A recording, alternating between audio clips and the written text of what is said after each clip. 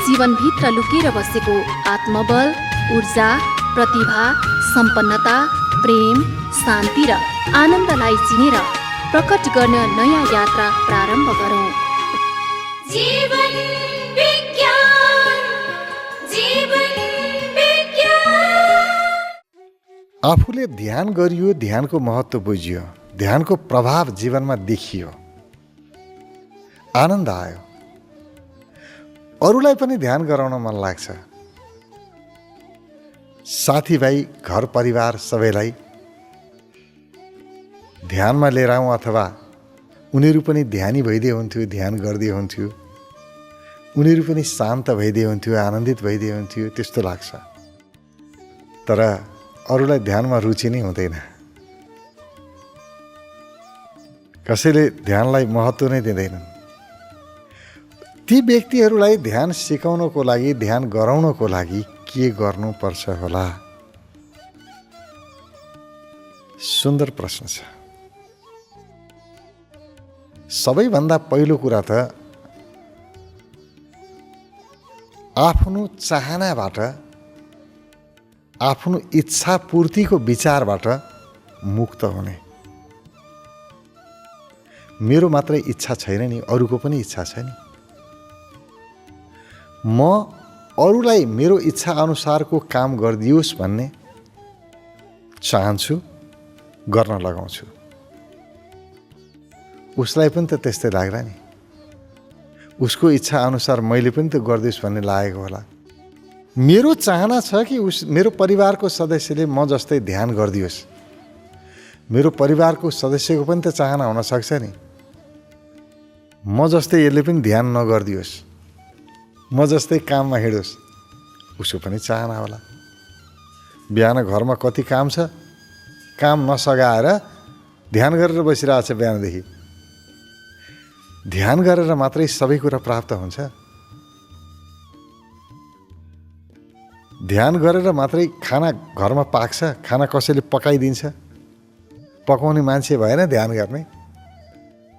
ढिलासम्म बाहिर सुविधा छ, त्यसकारण उसले ध्यान गर्ने सुविधा पायो, नत्र पाउँदैन थियो।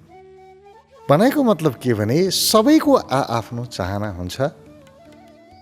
हामीले अरूको चाहनालाई सम्मान गर्नुपर्छ। पहिलो काम, उनीहरू सबैले ध्यान गरिदिउन् भन्ने अपेक्षा राख्नु नै दुःखको मूल कारण हो। हामीले दुःख त्यही भएर पाएका छौँ नि। मैले जुन धर्म मानेको छु, सारा जगतले त्यही धर्म मानोस्। मैले जुन भगवान मान्दछु, सबैले त्यही भगवान मानोस्। मैले जुन गुरु मान्दछु, सारा दुनियाँले उही गुरु मानोस्। म राजनीतिमा जुन विचार राख्दछु, सारा दुनियाँले उही विचार राखोस्। म जुन व्यवसाय गर्छु, मेरो पुरै पुस्ताले त्यही व्यवसाय गरोस्। हामी त यस्ता भयौँ नि, आफ्नो विचार अरूमा लाद्ने, अथवा मैले जे गरेको छु सबैले त्यही गरून्, म जस्तो छु सबै त्यस्तै हौँ। यो अरूलाई आफू जस्तो बनाउने प्रवृत्ति नै दुःखको सबैभन्दा ठुलो कारण हो। मै जस्तो बनाऊँ, ऊ जस्तै बनोस्। उसको आफ्नो स्वभाव छ, आफ्नो प्रकृति छ, उसको आफ्नो मन छ, उसका आफ्ना भावनाहरू छन्, मेरा आफ्ना भावनाहरू छन्, आफ्नो मन छ। जसरी हरेक व्यक्ति अनुहार हेऱ्यो भने हरेक व्यक्ति फरक फरक छ। शरीरको ढाँचा कसैको मिल्न सक्ला, तर अनुहार मिल्दैन। हरेक अनुहार फरक छ। त्यसै गरी हरेकको मन फरक छ। सबैको मनको आफ्नो संसार छ। सबैको अनुहार मेरो जस्तै बनाऊ भनेर लाग्यौँ भने कहिले पनि सम्भव हुँदैन। प्रकृतिले सबैको अनुहार फरक बनाएको छ। मैले एकरूपता बनाउन खोजेर हुन्छ र? त्यस्तै हो, त्यस्तै हो। मैले जे गर्छु सबैले त्यही गरौँ भनेर हुँदैन। हरेक व्यक्तिको आफ्नो स्वभाव छ। र त रमाइलो छ नि, यो संसार रमाइलो त्यसकारण छ कि यहाँ विविधता छ। यहाँ तितो पनि छ, टर्रो पनि छ, पिरो पनि छ, नुनिलो पनि छ, गुलियो पनि छ, अमिलो पनि छ, सबै कुरा छ। धेरै स्वाद छन्, त्यसकारण त मजा छ नि। एउटा स्वाद नभए अर्को रस लिन पाइएको छ र प्रत्येक स्वादको आफ्नो महत्त्व छ। यो स्वाद बढी महत्त्वको छ र यो कम महत्त्वको छ भन्न मिल्दैन।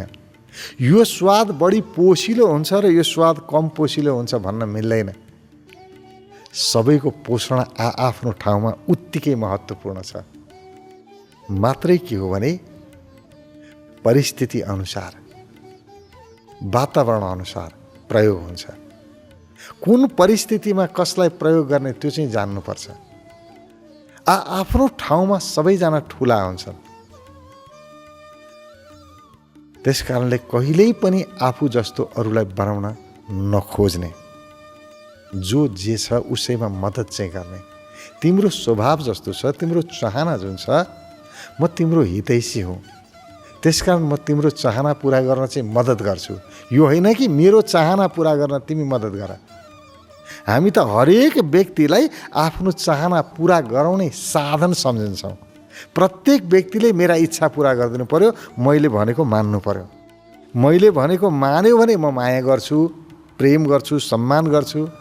मैले भने अब मानेन भने म आलोचना गर्छु। यसलाई मान्दै मान्दैन, यसलाई म माया गर्दिनँ।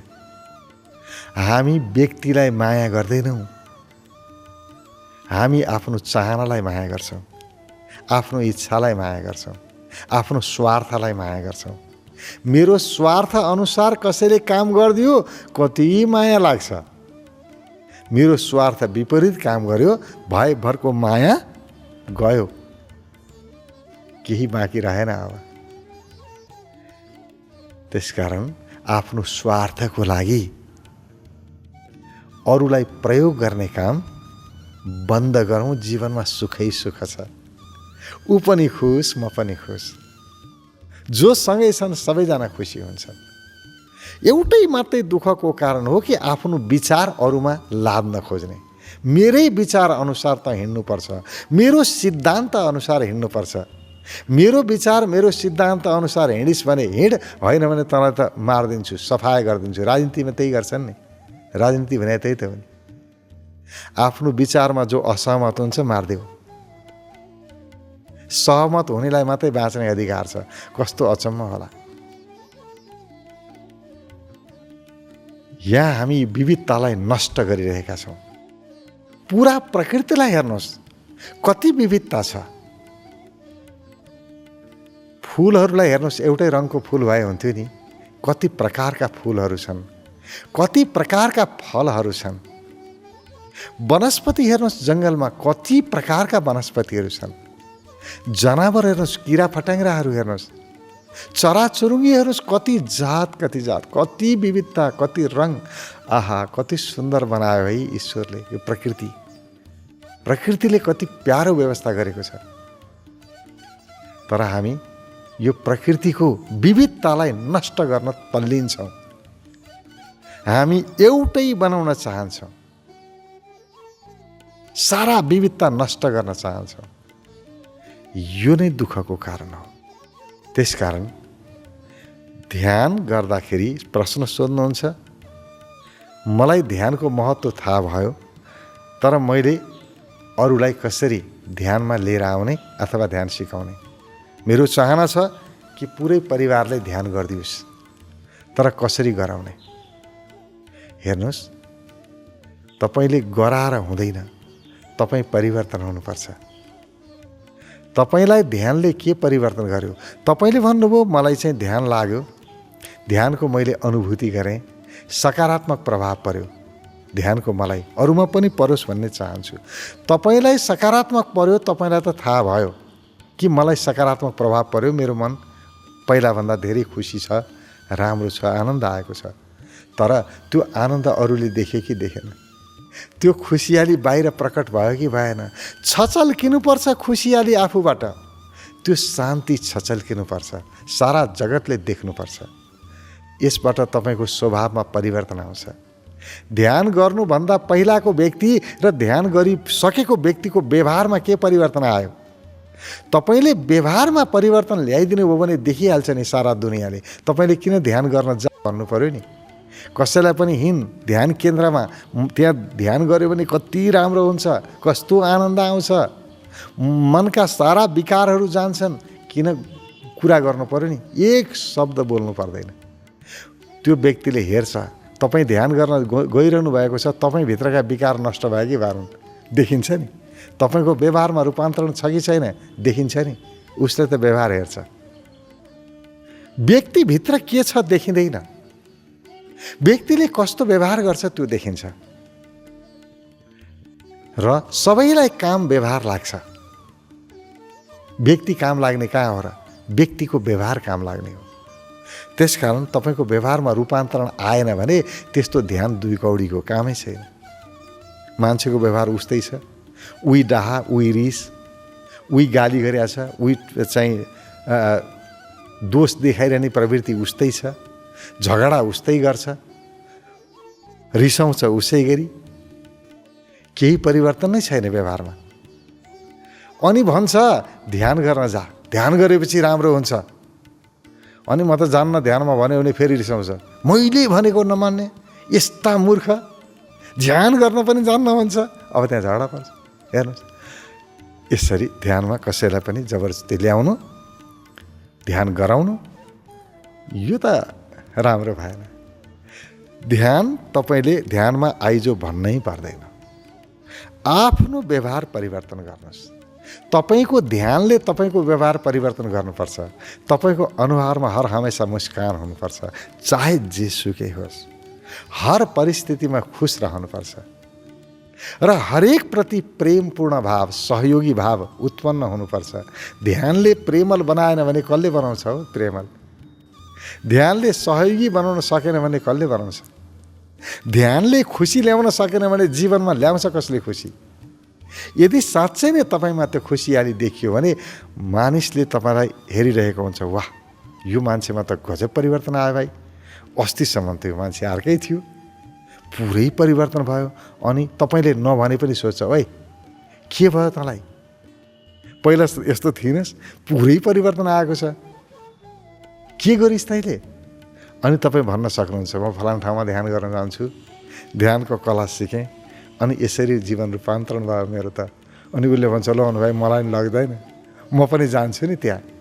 राम्रो देखेपछि को लालै त हुँदैन, आइहाल्छ नि मान्छे स्वाभाविक रूपमा आफै। तपाईँले बोलाउनै पर्दैन, आफै खोज्दै आउँछ, तपाईँलाई सोध्छ, कहाँ ध्यान गर्छस्, लौ न मलाई लगिदे, मलाई पनि सिकाइदेन, म पनि सिक्न चाहन्छु। आफै सिक्ने इच्छा व्यक्त गर्छ। त्यसकारण कसरी ल्याउने भनेर सोध्नुहुन्छ, त्यस्ता व्यक्तिलाई कसरी ल्याउने? आफ्नो व्यवहार परिवर्तन गर्नुहोस्, ल्याउनुहोस्। आफू परिवर्तन नहुने अनि कसरी ल्याउने, ल्याउने कसरी ल्याउने? अब ल्याए पनि काम लाग्दैन। उसले ध्यान गरेर उपलब्धि हेर्छ नि त। कुनै पनि व्यक्तिले कुनै पनि कामको उपलब्धि हेर्छ के, परिणाम आएपछि त जो पनि आइहाल्छ नि। त्यसकारण ध्यान परिणाममुखी हुनुपर्छ। कसैलाई पनि हामी त्यत्तिकै यो गर भनेर दबाब दिन सक्दैनौँ, किनभने प्रत्येक व्यक्ति स्वतन्त्र छ आफ्नो स्वभाव अनुसारको कर्म गर्नमा। आफ्नो स्वभाव विपरीत काम कसैले पनि गर्दैन, गर्नु हुँदैन पनि। हरेक व्यक्ति स्वतन्त्र छ। कसैलाई जहाँ इच्छा लाग्छ त्यहाँ जान्छ। ध्यान गर्दाखेरिको परिणाम राम्रो देखियो, ध्यान गर्न गइहाल्छ नि। पहिला पहिला मानिसहरू योग गर्दैन थिए, थाहा थिएन। अहिले थाहा पाए नि त। योग गर्ने मानिसहरू यसलाई यति स्वास्थ्य भयो, यति राम्रो हो देखे, प्रत्यक्ष योग गर्दा ध्यान गर्दाको फाइदा प्रत्यक्ष देखे अरूमा। अनि मानिस ध्यानप्रति, योगप्रति आकर्षित भए। अहिले सारा संसारमै योग र ध्यानको महत्त्व द्रुत गतिमा बढिरहेको अनुभव भएको छ। सबैतिर ध्यानको चर्चा हुन्छ, योगको चर्चा हुन्छ। गर्नुपर्छ है। यसले शारीरिक र मानसिक स्वास्थ्य प्रदान गर्छ। त्यो कसरी थाहा भयो? प्रदान गर्यो कसैलाई, त्यस कारण थाहा हो। थाहा पाएपछि मान्छेले गरिहाल्छ नि। होइन अब हेर, अहिले चाहिँ त योग गर, ध्यान गर, मरेपछि सिधै स्वर्ग पुग्छस्, यो उधारो कसैलाई चाहिएकै छैन। मरेपछि जहाँ पुगेला त्यतिखेर हेरौँला।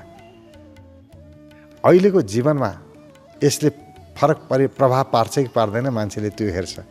अब मान्छेले हेऱ्यो, ध्यान गरेर आएको छ मान्छे, अहिलेको जीवन त उस्तै छ। अब भन्छ मैले ध्यान गरेँ म स्वर्ग जान्छु। अब अहिलेको जीवनलाई चाहिँ नर्क बनाएको छ है झगडा गरेर, एक अर्काको कुरा काट्ने, झगडा गर्ने, जहिले पनि अरूमाथि ठोस, अरूकै गल्ती देखाउने, ठोस मात्रै लगाउने, यस्तो प्रवृत्ति छ। कहिल्यै हँसिलो मुख देखिँदैन, जहिले पनि चिन्तित छ। अनि अब ध्यान गरेर राम्रो हुन्छ, ध्यान गर्न हिँड भन्छ, कसले पत्याउँछ नि? यसरी हुँदैन। त्यसकारण बोलेर होइन, गरेर देखाउनुपर्छ। सारा जगतले गराइलाई विश्वास गर्छ, बोलाइलाई होइन। यहाँ बोल्नेहरूले त कति बोले। धेरै मान्छेले भने नि हामी त यहाँ यो देशलाई, हाम्रो देशलाई स्विजरल्यान्ड बनाइदिन्छौँ, कसले के भने कुन देश बनाउँछौँ। बोलेका थिए नि त, भयो त भएन। बोलेर के पनि हुँदो रहेछ, गरेपछि हुँदो रहेछ। त्यसकारण गराइमा भरोसा राखौँ, बोलाइमा होइन। र गराइ जहिले पनि वर्तमानमा हुन्छ, यो क्षणमा हुन्छ। यो क्षणमा म कस्तो छु, के गरिरहेको छु, त्यता ध्यान दिनुपर्छ। प्रत्येक पल आफूप्रति सजग हुनुपर्छ। यो पल म भित्र खुसी आएको छ कि छैन, खुसीको अनुभव गरेको छ कि छैन। यदि यो पल मेरो मन खुसी छ, प्रफुल्ल छ भने यो पल मेरो सार्थक भयो भनेर बुझे हुन्छ। जुन क्षणमा म भित्र तनाव, ईर्ष्या, डाहा, रिस, नकारात्मकता आयो, यतिखेर मैले यो समयको दुरुपयोग गरेँ, बुझे हुन्छ। अधर्म गरेँ, बुझे हुन्छ। हामी चाहिँ धर्म अधर्मलाई चाहिँ पूजा प्रार्थनासँग लिन्छौँ। पूजा प्रार्थना गर्ने व्यक्ति धार्मिक, नगर्ने व्यक्ति अधार्मिक भन्छौँ। त्यस्तो होइन। जुन व्यक्तिको मनमा तुस छ, अरूप्रति दुर्भावना बोकेर हिँडेको छ भने त्यो दुर्भावनाभित्र रहुन्जेलसम्म उसले पाप कर्म गरिरहेको छ। जुन व्यक्तिभित्र स्वच्छता छ, कुनै कपट छैन, छल छैन, मनमा खुसियाली छ, प्रसन्नता छ, तत्काल सोचे हुन्छ यो व्यक्तिले धर्म गरिरहेको छ। धर्म अधर्म यो मेरो भित्री भावमा निहित हुन्छ। मेरो भावना कति शुद्ध छ त्यसमा भर पर्छ। शुद्ध भावना भनौँ, अरू केही गर्नै छैन। शुद्धिकरणभन्दा बाहेक अरू केही पनि रहन्छ कि जीवनमा गर्ने भनेकै शुद्धिकरण रहेछ। सबभन्दा पहिला त शरीरलाई शुद्ध बनाऊ, शारीरिक विकारलाई हटाइदेऊ। योग, ध्यान, प्राणायाम के को लागि? शरीर शुद्धिको लागि हो। खानपानमा अलिकति ध्यान देऊ, सुपाच्य खानेकुरा खाऊ। किन भनेको? शरीर शुद्धिको लागि। शरीरलाई शुद्धिकरण पहिला गर, दोस्रो मनलाई शुद्धिकरण गर। मनमा कुनै विकार, कपट बन्न नदेऊ। नकारात्मक विचारबाट टाढा बस। मनको सफाई गर। पहिला शरीरको सफाई, दोस्रो मनको सफाई, तेस्रो भावनाको सफाई। आफ्नो भावनालाई शुद्ध बनाऊ। भावनाको सफाई गर। भाव शुद्धि नगरिकन योगको कुरा गर्छौँ हामी। भाव दूषित छ, के को योग? भावले खण्डित गराउँछ, खण्ड खण्ड बनाइदिन्छ, जोडिन दिँदैन। भाव शुद्ध गर। त्यसपछिबाट अन्तिम शुद्धिकरण हो चेतना। आफ्नो चेतनामा कुनै प्रकारका वासनाहरू प्रवेश गर्न नदेऊ। सारा काम वासनाबाट आफ्नो चेतनालाई, आफ्नो चैतन्यतालाई मुक्त राख। चेतनाको शुद्धिकरण गर। यो शुद्धिकरण नै धर्म हो। धर्म भनेको मात्रै सफाई हो, अरू केही पनि होइन। आफूलाई पूर्ण रूपमा शुद्ध राख्नु। र जो व्यक्ति शारीरिक मानसिक रूपमा निर्मल छ, पवित्र छ, त्यो व्यक्तिका सारा कर्महरू पवित्र हुन्छन्। उसले जहाँ जे गर्छ शुभ मात्रै गर्छ, राम्रो मात्रै गर्छ। उसका हरेक कृत्यले उसको त हित हुन्छ नै, सारा जगतको हित हुन्छ, सारा संसारको कल्याण हुन्छ। र जुन व्यक्तिभित्र फोहोर छ, उसले आफ्नो त अकल्याण गर्छ नै, आफूलाई त बिगार्छ नै, सारा जगतलाई पनि दुःख दिन्छ, अरूलाई पनि बिगार्छ। त्यसकारण आफ्नो शुद्धिकरण गरौँ, आफू निर्मल पवित्र बनाऊ। त्यो पवित्रता देखेर अरूलाई पनि पवित्र बन्न मन लागिहाल्छ नि, आइहाल्छन् नि नजिक। बोलाइरहनु पर्दैन, ध्यानमा आऊ भनेर घचकचाइरहनु पर्दैन। व्यवहार सुधारौँ, सारा जगत आफै सुध्रिन्छ। जीवन